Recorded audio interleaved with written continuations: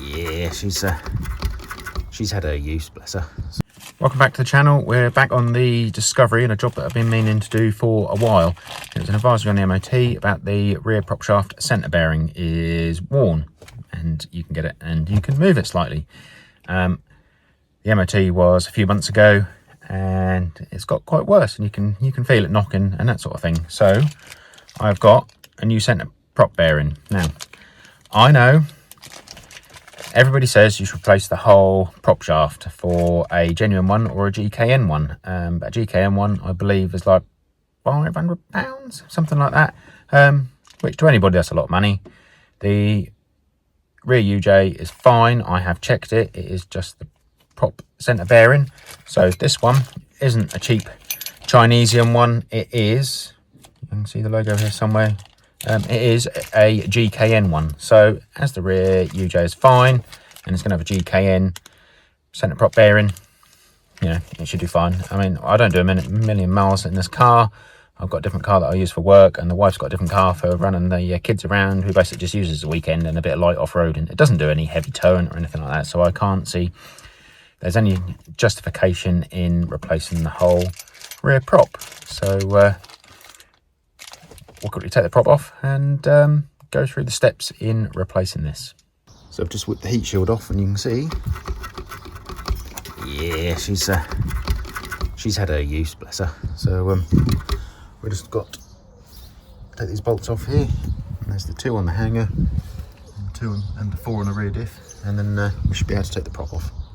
So I'll do that quickly now. I don't think you need to follow me on the instructions of how to undo some bolts.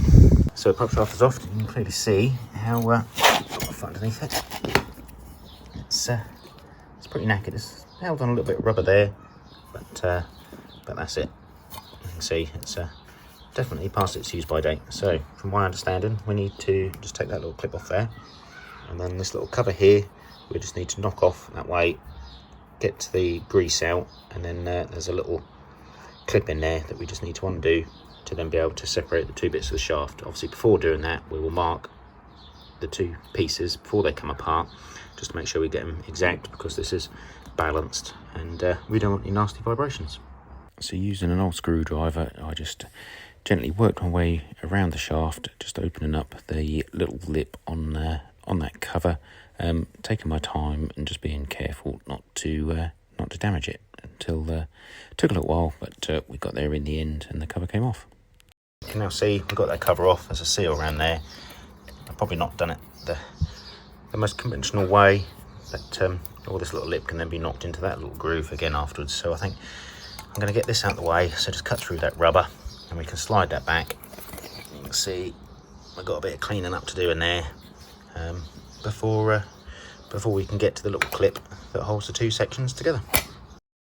So just using some brake cleaner and some old rag, I just slowly work my way around, getting out all the old grease and cleaning it up, just so I've got a surface, nice clean surface to put some paint markers on, and so I can see the clip. So now looking in there, you can just about see where the pink finger's pointing to. You can see the clip. You just see the 2 tangs of the clip just in front of my finger there that we need to open up, and then the this shaft that should then slide out of this section of the prop shaft. But what we'll do first is we'll mark to make sure we get it in the exact same place as where it is now. Alright, so I don't know whether you can see, but the clip is open and just come away, because you can see the little groove just in line with my nail there, which that clip, which is now opened up, sits. So I'll just put a couple of paint markers on there, just to make sure I get it. It doesn't look lined up there, but you go across there, it's lined up.